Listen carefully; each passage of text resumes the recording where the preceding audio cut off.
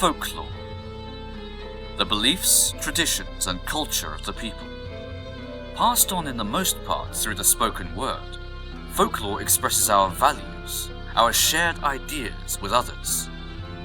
It is both how we were and how we are. Without a record, our customs and traditions may become lost to us in the present, but under the surface, we still draw on them. We still know. It's time to recall our forgotten history and to record the new. This is the Folklore Podcast.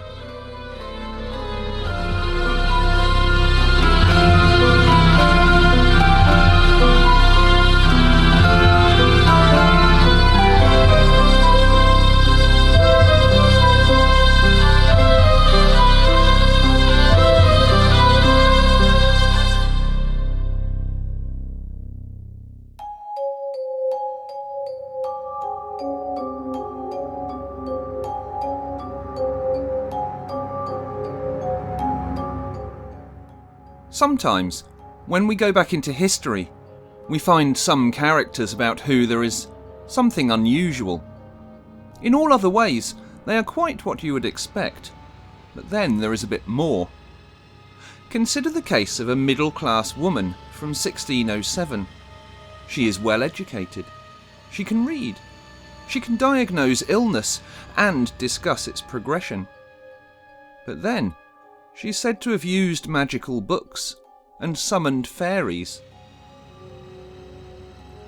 I'm Mark Norman, a folklore researcher and author. In Season 1 of the Folklore Podcast, we looked at modern fairy sightings. Today, we look at witch trials in the 17th century, and a curious link to the world of the Fae. Joining me as the first guest of Season 2 to discuss this case is Jon Kaneko-James. Jon is a writer and historian living in London.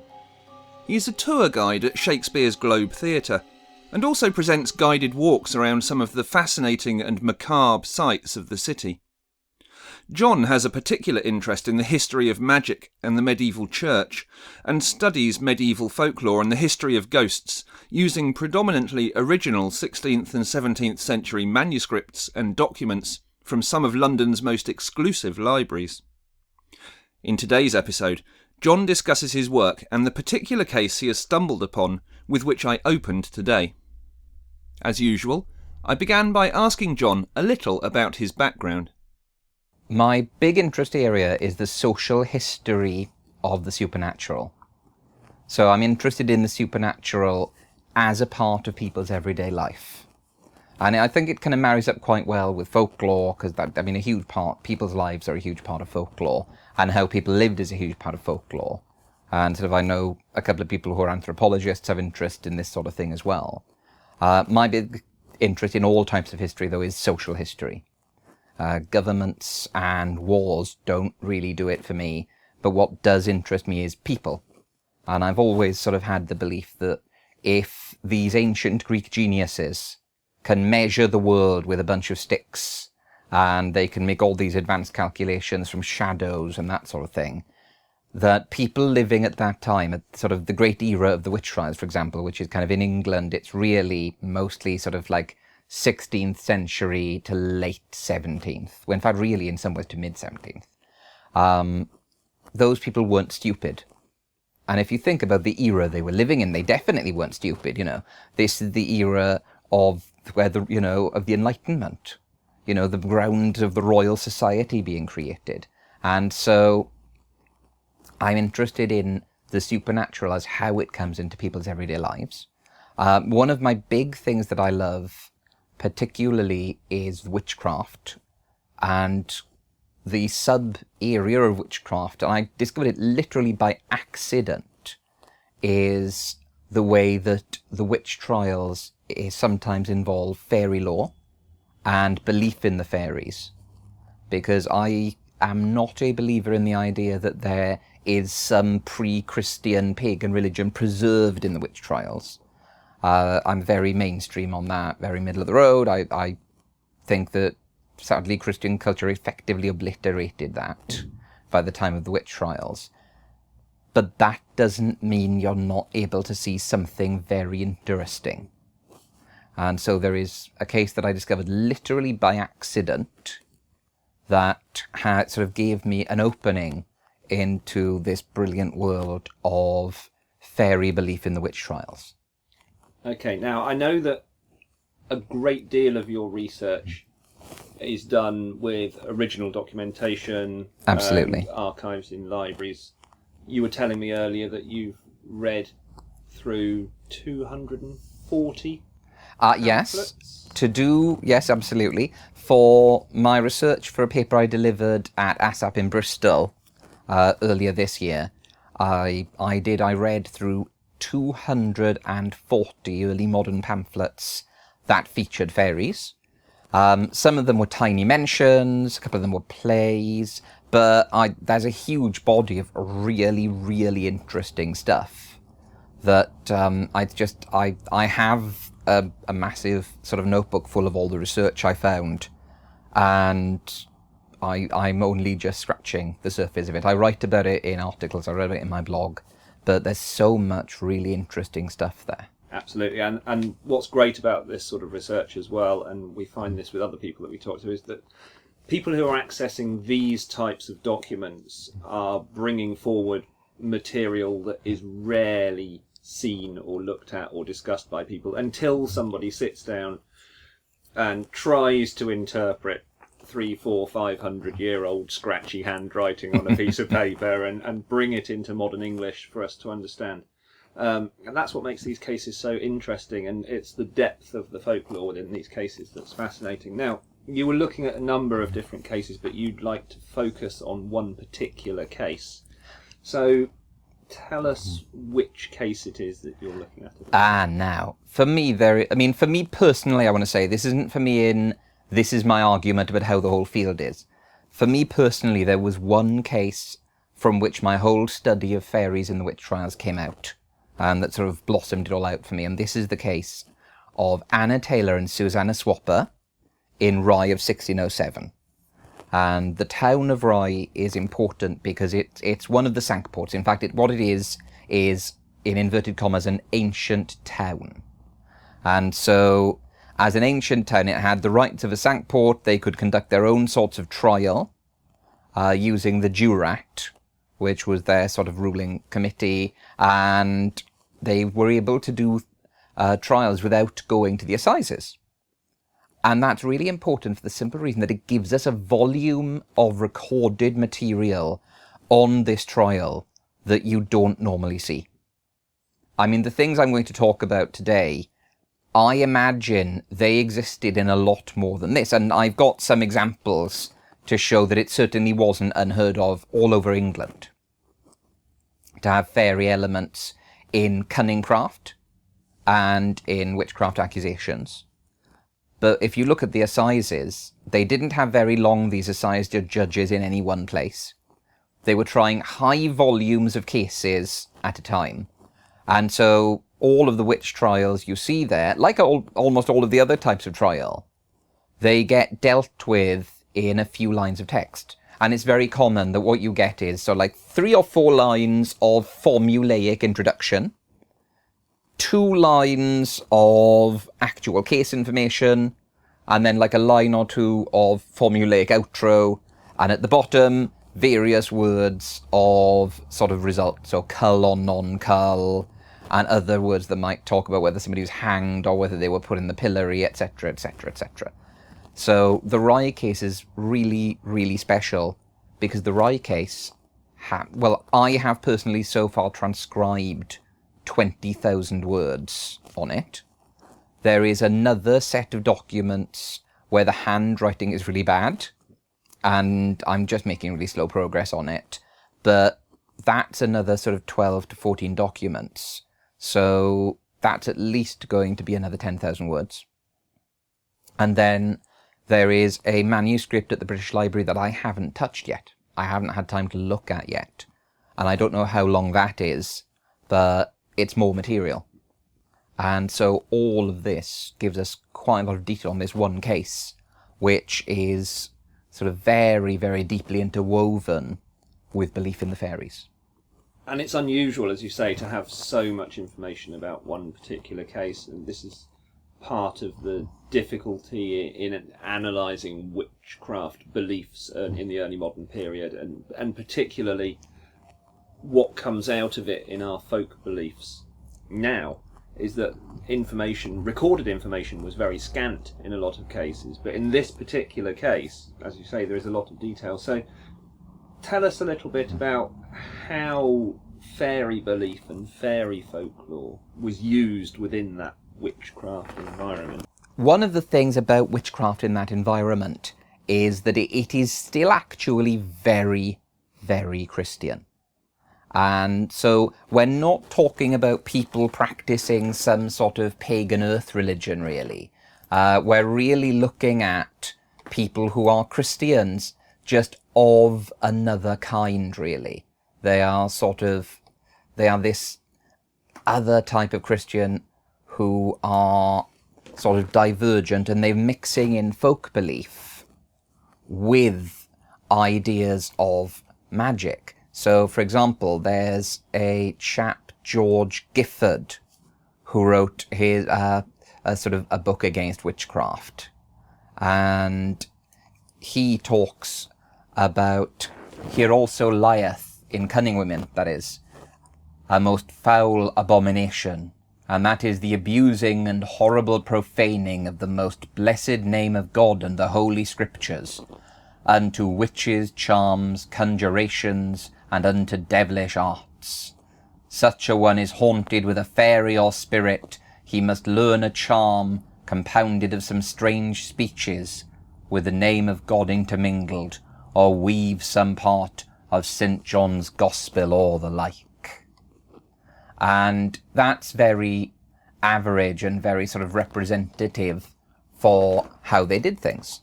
You see other cunning women of various sorts who kind of introduce fairies into their magic. So, for example, you get sort of a lady who might heal by doing a prayer to invoke to the fairies. In the Scottish trials, which are very... And one of the things about this Rye trial, it shows that at least in Rye, at least in this very Puritan sort of little corner of southeast England, things were the same as the Scottish trials.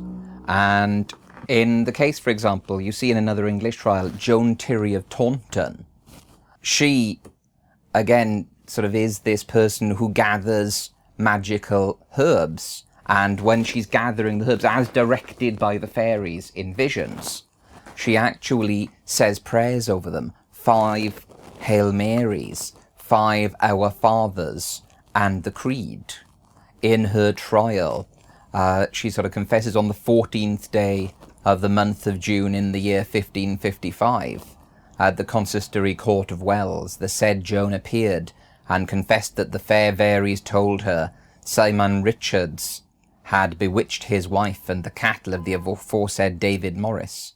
But she saith since then, that she was last examined, that she had never spoken to the fairies, and thinketh she never shall again, because she had uttered their secrets. And there is an element in the Rye trial with Anna Taylor pulling back from this belief in the fairies, from this idea that she is a sort of a cunning woman who is using fairy lore.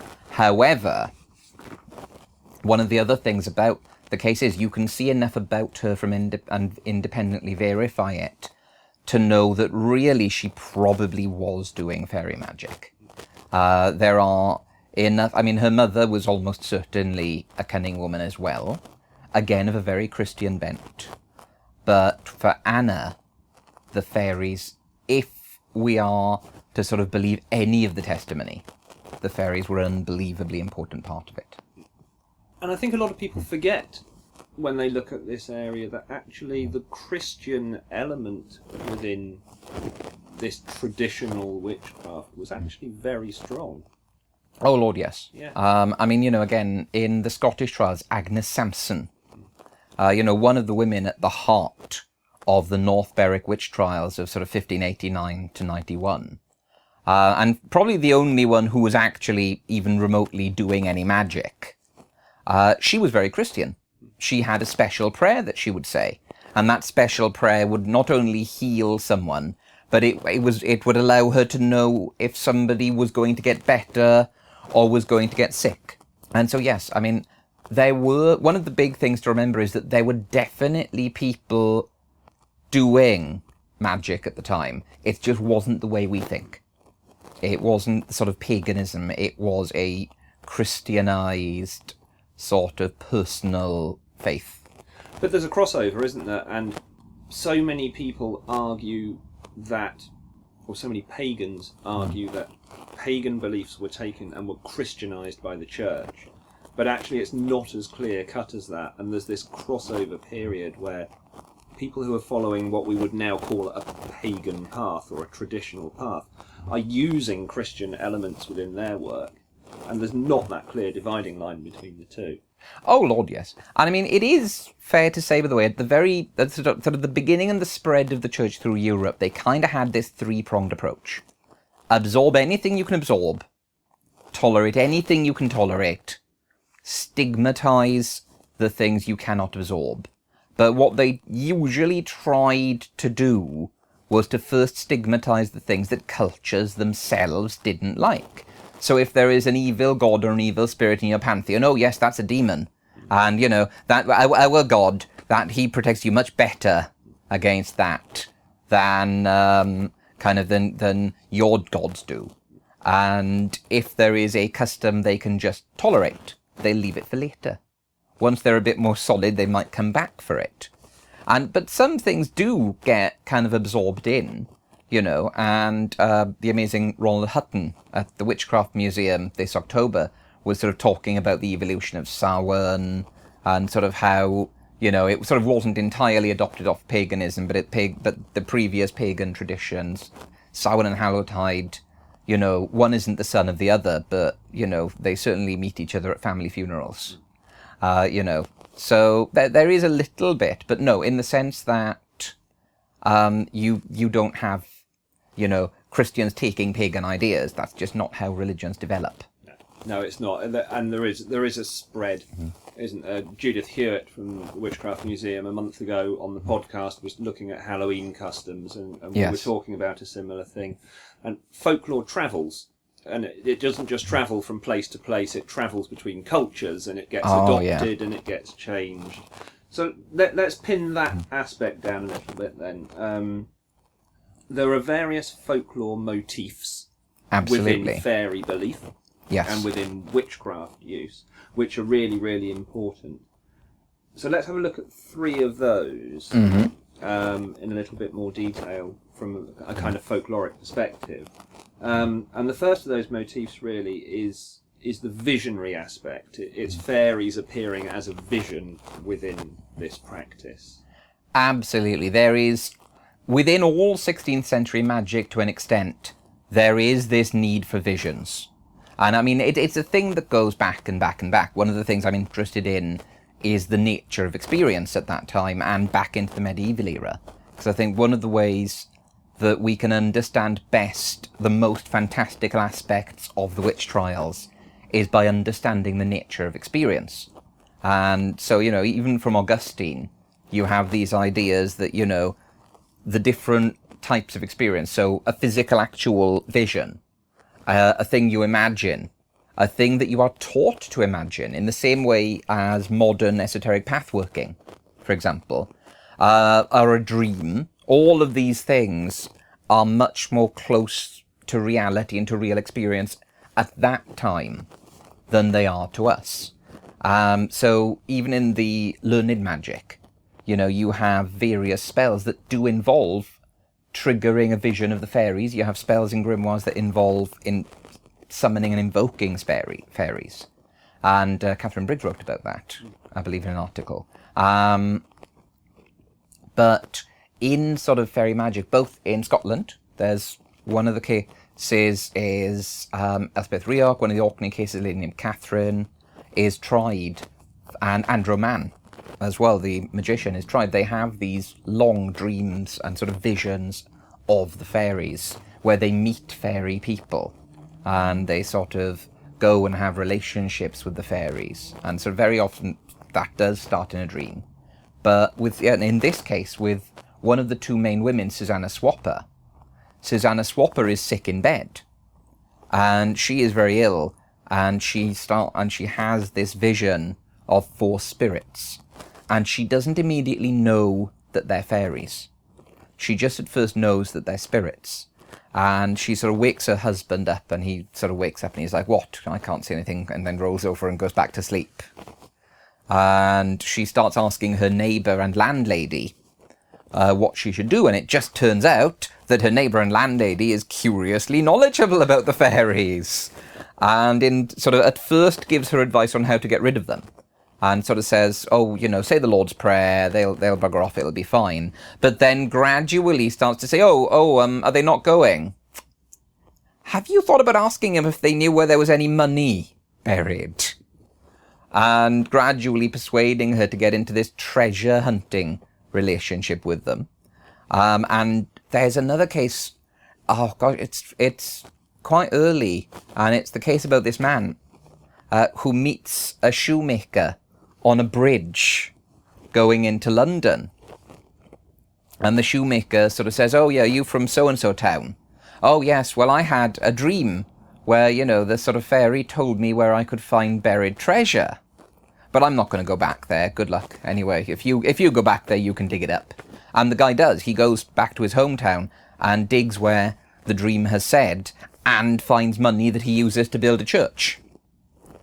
So there was that. And it's not only a thing with the fairies, by the way, because if you go back into the more northern tradition influenced Christian sagas, then you get these kind of Scandinavian and generally northern tradition divines who, again, they get sick, they have a dream, and that's a religious experience. So this the vision, while ill, had a provenance. And visionary traditions of fairies, although people seem then, like Andrew Mann, to go on and have a more shamanistic relationship with fairies, or maybe perhaps a physical relationship with fairies. I'm not going to pronounce on the existence of these things. It does very often seem to start in dreams and visions.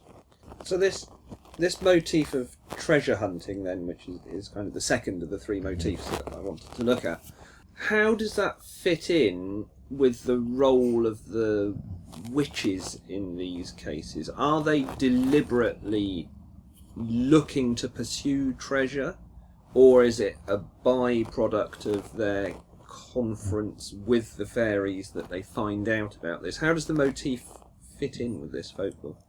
Well, now, I should name check the researcher, someone fantastic on this specific thing, because there's a lady called Annabel Gregory, and she wrote a book called Rye Spirits, which is a beautiful microhistory about Rye and about this case. And she did some amazing financial investigations into the second witch, Anna Taylor, who is older, more knowledgeable, wealthier, and she's much more middle class, whereas poor Susanna Swapper, her husband, is basically a low-skilled worker. And she found out that Anna Taylor, in this case, had a bit of a really hard financial time, that her husband's faction within the town was descending. Basically, I think it was the butchers were descending in wealth, and the brewers were coming up in wealth. And she had just lost a farm in Weeks Green, which was kind of the neighbouring town. And so, she's got this idea that there's treasure buried on her land, and she let slip that when she was younger, she had a vision of the fairies, and they advised her that if she would go with them, they would make sure she was brought out of debt. But she refused. And so they never appeared to her again, and that's one of the reasons why in the narrative of the trial, you have her encouraging Susanna Swapper to go with the fairies and to follow them. And so, yes, she is very much deliberately treasure hunting, and it is a thing that a lot of people do at the time. But it's an interesting one because it's a bit of a kind of Henrysian throwback, which I find very interesting, because the cases most like it are actually cases of grimoire magicians. There are these two chaps. They're both called William. One is William Stapleton. They're both these educated, very clerkish kind of men. In fact, William Stapleton is a failed cleric. He is, in fact, a failed monk who can't get up in the mornings. And he's having a hard time at the monastery, and so he learns magic.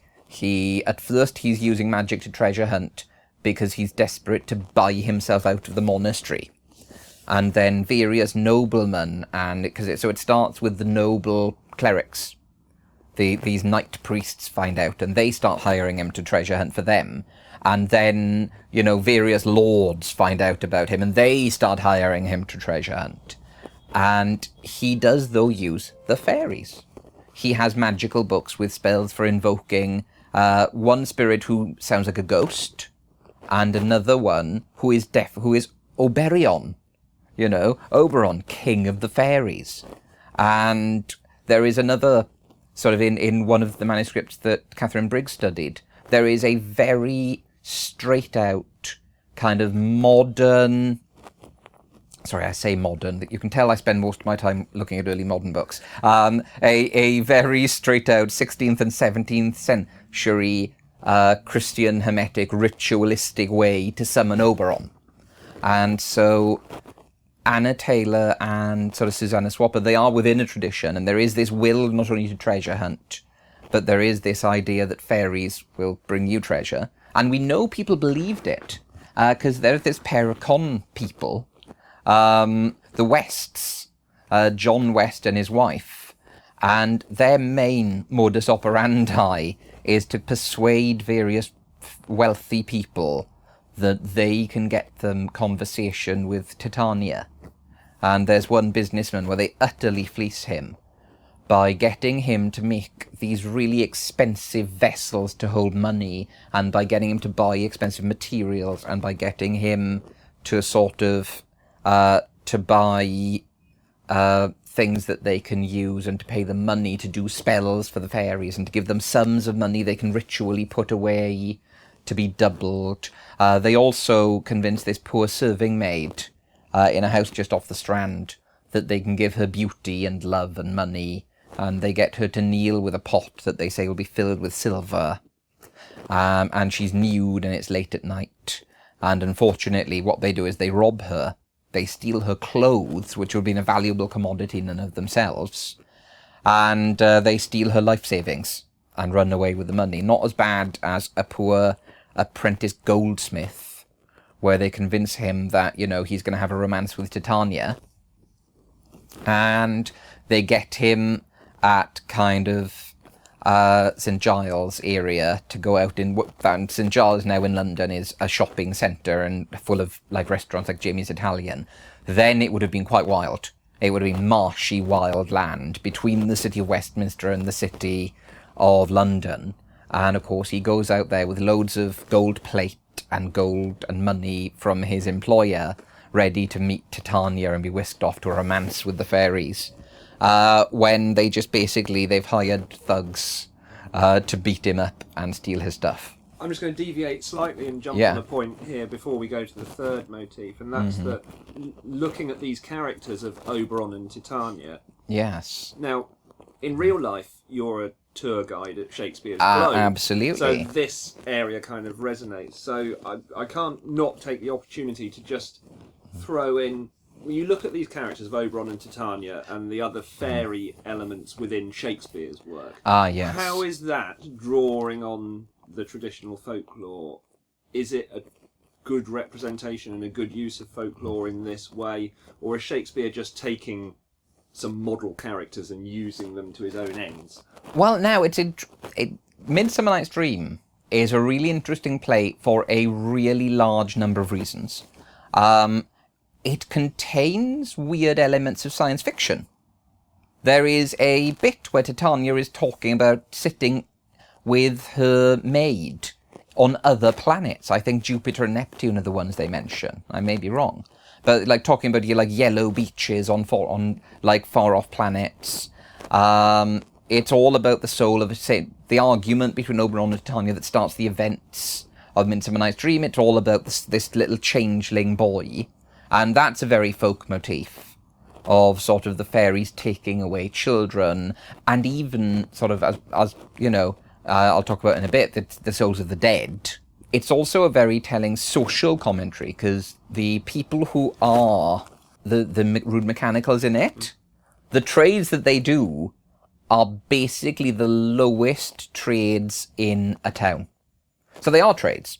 So these people, they are tradesmen, but they're not at the same level as, for example, your local brewer. They're not at the same level as your local scribe, etc. These are the trades that everybody gets to laugh at. You know, the commoners get to laugh at them because kind of like, you know, they are trades, but they're a bit crap, and they're always poor, and haha, look at him. And then the real trades and the nobles get to laugh at them because, oh, look at them, yes, they're common, they're not as good as us. And so it's interesting in all of those ways. For the way he uses Oberon and Titania, the most interesting thing is the way that he very carefully places what his fairies are. Because there's this little blink and you'll miss it moment, and it's sort of not directly alluded to, where one of the fairies makes it clear that although his fairies must go away by morning, they don't fear the sound of church bells. And that is very clearly locating the fairies as not being demonic.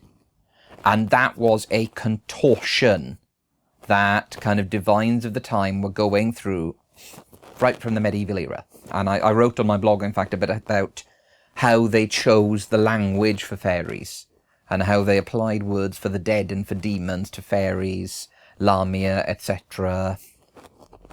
Not only that, but how in some of the romances, you even have the romances depicting how fairies are not demons, but they pay a yearly tithe to hell. So they're not demons, but they're clients of demons. And I think that's one of the interesting things. Shakespeare's approach to fairy lore itself is very black box. And that's how he approaches everything. The only thing Shakespeare really does, in my opinion, in detail is politics. He goes in quite interestingly into politics. But supernatural elements in Shakespeare tend to be, as I say, a black box with a red button on it. And you press here to advance plot, if that makes sense. Yes, it does. So the third motif of these motifs we were looking at before kind of fits in with this aspect of fairies, not from a demonic side, but from the other side. And that's the motif of not only believing in the fairies or convening with the fairies, but venerating the fairies, so fairy worship. Absolutely. How does that fit in with our witch?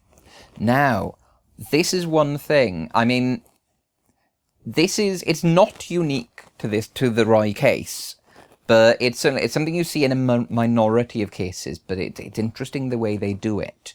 Because in the Rye case, basically they take one room of Susanna Swapper's house, and if you think about how small her house must reasonably be, that's a big deal. She is described as having a room above the hallway, where they put a shrine to the fairies. And that's the room the fairies live in inverted commas, you know, in quotes. And they take offerings up. And one of the sort of things about the relationship between Susanna Swapper and Anna Taylor that makes it ring true for me is the fact that they're not easy partners. You know, they rub against each other. Susanna Swapper is always asking for too much. Anna Taylor is always pushing her to try and get this money, and even when Susanna says, oh no, the fairies in the dreams and the visions have told me that you're not supposed to ask anymore, she's still kind of pushing a little bit at that. But they have a room where the fairies live, and they bring up offerings. So at one point, Susanna Taylor's trying to get her son to deal with the fairies, and her son to have these visions of the fairies. And so she gets Susanna to take the little lad up with some flowers, and sort of to leave the flowers. But the poor kid, when they appear, he freaks out massively, and he's weeping, and sort of she has to take him down out of fright.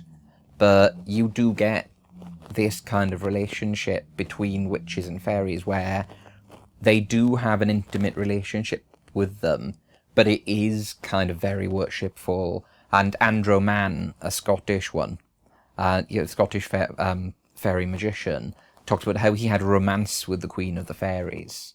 But it's still got elements of this veneration.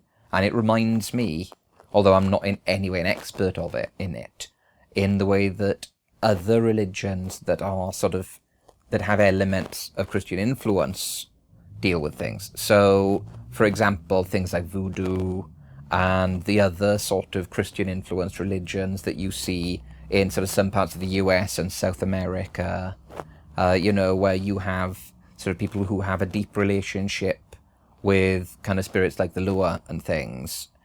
And it's this kind of thing that is a Venn diagram between friendship, shamanism, and worship. And so it's more than, it's not a one-way relationship, but it's sort of, it's very sort of fluid in the power balance and all that sort of thing. Now, we refer to fairies a lot here, but that's kind of, in many cases, a catch-all term. Absolutely. Because many people will use the term fairy when they might mean fairy, they might mean elf, they might mean sprite, they might mean pixie, they could mean many other things. In the case of the early modern period, I think we are specifically talking about fairies. Yes. So can we pin that down a little bit and say what manner of creature are we discussing here when we say fairy? Now that's the interesting thing, because fairies are so liminal. They, by nature, they're very difficult to pin down into one specific box. And so, for example, one of the first Scottish cases was another Orkney case that I looked at. And this was the case of a woman who started having visions of her neighbour. And the neighbour had died but not been properly sort of shriven, not been properly buried, etc. And so she has visions of the neighbour sort of saying that after I died, the fairies got my soul. And so I'm here, I'm a prisoner of the fairies, and I'm being well treated, but I can't leave. And, and if you do these things for me, I'll give you magical boons, and I'll help you out. There is another one, it's another sort of Scottish witch, where she has this familiar spirit, almost like a sort of spirit guide even, who she says is a fairy, but he's got like a normal human name. And in the same deposition, she also mentions that, he's also a dead man. And so there is this kind of liminality between fairies and the dead. There is this sort of thing about fairies paying a tithe to hell. And, James I sort of says they're demonic in his book Demonology. So they are by nature not any one thing. I think because they were a thing that Christianity was never fully able to put in a single box. They are, although I don't sort of, I say that there is no evidence by this period of a pre-Christian earth religion, they are of an older period, and they have survived from this older period, and they're rooted in culture. And so, to some extent, they defy categorization. They are not of that newfangled Christianity that's only been around, for like just over 1,000 years by the time of the Rye case. No, and there are various arguments, aren't there, for the origin of fairies and fairy lore. Absolutely. Theo Brown, folklorist, argued the case that, it's possibly some kind of folk memory of a long-gone prehistoric race of some kind. Absolutely, it's possible. It's an area I try not to stray into, because I deal with evidence. I deal with things I can hold in my hand, that I can kind of say, this was this was that. Other stuff I leave to sort of people who are fully into as folklorists, who are anthropologists, etc. Because I feel until we have either a textual or a material tradition smoking gun, we can't know. We can know that they go back quite a way. We can know that, there's, I think it's an 8th or 9th century in the Leech Book of Bald. There's a spell to cure elf shot. A little sort of prayer charm to cure elf shot. We know that later on in the medieval period, a lot of the chroniclers have opinions about fairies, and are very careful to put them in the camp of demons, or of spirits, or of illusions. But what fairies were originally, I'd be reluctant to come down on any side. And I think we still can be reluctant to come down on any side as to what fairies still are, because the folklore continues and is to this day and is still, people are still experience similar kinds of things and similar kinds of creatures. Absolutely. In fact, one of the odd things is I've done ghost tours all my life, and I have a sort of personal ghost story that I used to tell, because everybody always asks you, have you seen a ghost? I've done these ghosts as part of my tour guiding. And I tell people about a strange thing I saw on Swansea Beach. But since I started researching fairies, I have had possibly the oddest experience I've ever had. That I had in the London Library while researching Scottish documents for the paper I gave in Bristol. When I stood up, I turned around, and within about 3 or 4 feet of me, there was standing a man in Victorian clothing. And I looked at him, and my first thought wasn't, oh, this is a ghost. My first thought is, oh, are they filming? And I was a bit annoyed that I thought I was going to be moved on so they could film. And we gave each other this sort of look of like, why are you here? What are you doing here? And he vanished in front of my eyes. A solid and totally real, gave me no inkling that he wasn't just a person, a man in a suit, and then vanished before my eyes. And so, yes, so since I started researching fairies, I've been having sort of odd, possibly fairy, possibly ghost experiences.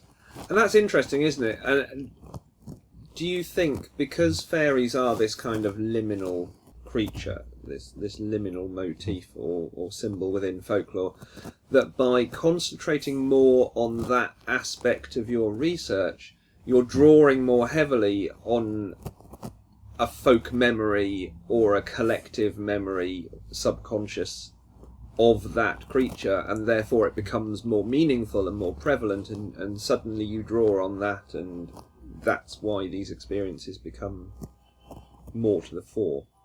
It's possible, yes. Because, yes, I believe very much in the idea of a sort of folk memory. And it's one of the reasons I find folklore a really interesting topic, and I think it's a very important topic to study. Because, yes, there is a memory that cultures have. And so certain things stain into culture and stay there. And one of the reasons I like studying witchcraft the way I do is because in studying fairies in the witch trials, you really have this sort of thing of the people you're studying, they were involved in something.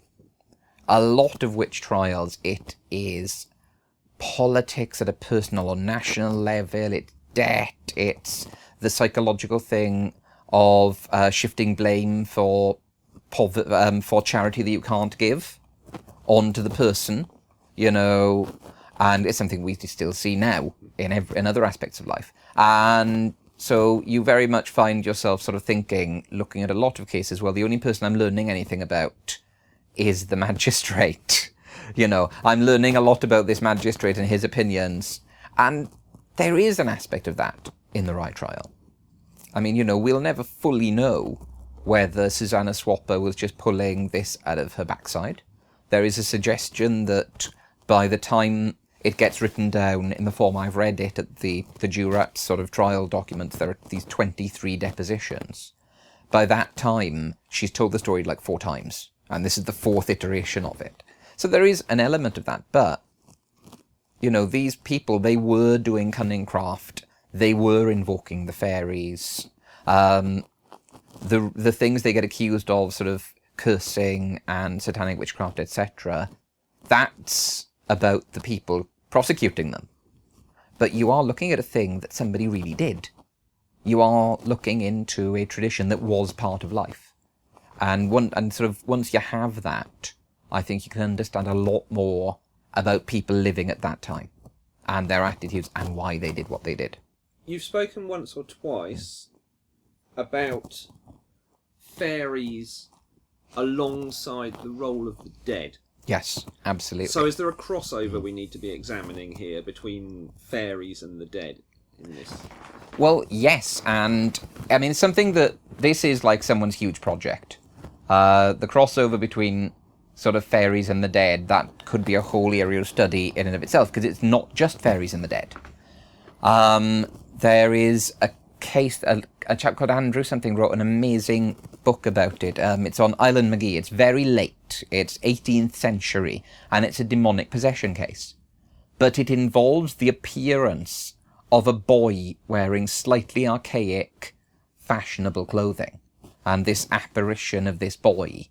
And that's the thing about fairies, because they do cross over between apparitions that could well be ghosts. Some of them appear near sort of burial sites and mounds. There is this idea that the creed or various, Ave Maria, etc., saying these kind of Christian, I shouldn't say the word spell, prayers, will sort of get rid of them. And so they are very much, there is this core apparition that is then diagnosed culturally. And it's the culture that diagnoses the apparition. So some cultures you see, for example, a man in green and white might diagnose you as being visited by a fairy. Then, if let's say that you do your fairy practice, you do your fairy lore, you do herbs and you have visions and you tell people, oh, you're going to find love, you're going to get better, here's the guy who stole your ring. And then one day you get dragged to trial, and that will then be re-diagnosed. You'll get a second opinion from the magistrate who will say, oh no, you weren't visited by a fairy, that's the devil. And so, yes, they are. It's really worth looking into. I think it's just a fascinating topic, that so many of these things have a common experience, and it's the culture's reception of them that decides what they are. So to wrap all this up, we have a traditional culture, if you like. We have a traditional pathway that people are following in witchcraft. Yes. We have within that a drawing on motifs that are very strong in folklore of fairies and of the fairy realm. Yes. And we have some forms of Christianized and pre-Christianized religions all melded together into this and other similar cases. Yes. As folklorists or researchers or people that are interested in that field, what can we draw out of all of this? What is this telling us about how these people operated? For me, one of the biggest things is that living faith is by nature a multifaceted thing. In fact, to be honest, even describing it as facets isn't right, because facets are so separate from each other. The sort of living religions are a bit like a cup of tea. A good cup of tea will have water, milk, tea, it'll be in a cup, and you might add sugar and stir it around. And what makes it a good cup of tea is all those things together. And so that's what makes it a decent cup of tea. And its teeness comes from that. And if you take your tea black, that's fine, it's still tea. And that's the lesson of fairy lore. That living religions, like sort of this undercurrent of cunning craft that is Christian, fairy. I mean, Anna Taylor is special to me because she possibly was using grimoire magic, and there is some evidence that she might have found a way to half-inch some grimoires when the vicar died.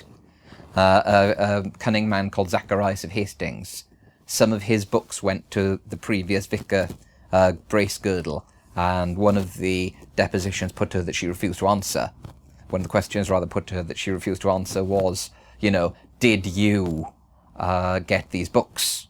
And she's a very educated woman. There are hints she was even practicing early chemical magic, empiric medicine, chemical medicine, empiric medicine, as they would have called it. But in the same way as kind of modern paganism, it has its ancient Greek Empedoclean view of the four elements. It has elements of various different gods. I know a lot of pagans who work equally with paradigms and sort of pantheons that wouldn't normally work together. That you have then got your chaos magicians who work with the Lovecraftian gods. Well, do you know what? Within a few years of the play Dr. Faustus coming out, people were putting Mephistopheles in serious grimoires. So, that's nothing is new as under the sun. And that fairiership shows that it's okay for living religions to have lots of different elements. That we shouldn't be trying to do this thing of distilling down to the most pure single thread of a thing. Because it doesn't matter, because that's not how living religions are. Once a religion starts doing that, that's when you know it's a dead religion. That's when you know it's become something to put on a shelf in a museum and look at. Because it's no longer melding, it's not a cup of tea anymore. It's a picture of a cup of tea. And so that's what I take from it. My thanks go to Jon for spending the time to talk about his research. Jon is the first of a number of excellent guests lined up for Season 2 of the Folklore Podcast. If you would like advance knowledge of who is coming up and what they will be discussing, please sign up for our free monthly newsletter at www.thefolklorepodcast.com. The Folklore Podcast is really growing, and it's down to your support. The cheapest and quickest way of doing this is free. Please visit us on iTunes and leave a good star rating and a written review. This helps to find an even bigger audience and gets us noticed. And the more we get noticed, the bigger things could lie ahead. In support of this episode, our guest Jon has written an exclusive blog article which expands on some of the things that he discussed in his interview. To accompany this, the usual e-magazine supplement for this episode has a full transcript, illustrations, and research and reading suggestions provided by Jon, which can be used in conjunction with his blog. You can download the supplement from our website for 99p. And Jon's blog is available free. The link for this is on our guests page on the website. Remember, by being a patron of the Folklore Podcast, you can access all of our supplements for just $1 a month. For $5 a month, you can also hear all of our extra member-only mini episodes or watch our films. We're just a few dollars away from our first goal, which will enable us to launch a full web store and start releasing old folklore documents in new ebook form with extra notes and also audio releases. To become a patron at any level and get great rewards, please visit www.patreon.com/thefolklorepodcast. We're just organising our first batch of patron t-shirts. I hope those who've qualified really like those when they arrive. Also, in support of our shop, we've launched a survey on our website. You can find the link on the homepage, and please, if you listen regularly, do quickly fill in the survey. It's only 9 questions long, and it will help us to tailor our future output, how we put the show together for you, and what you'd like to see on our store when it comes to fruition. So please pop onto our website at www.thefolklorepodcast.com and take our survey. The Folklore Podcast's art director is Melissa Martell. Visit her website at www.mdmcreate.com to see more of her work. The Folklore Podcast theme tune is written and performed by Gurdybird.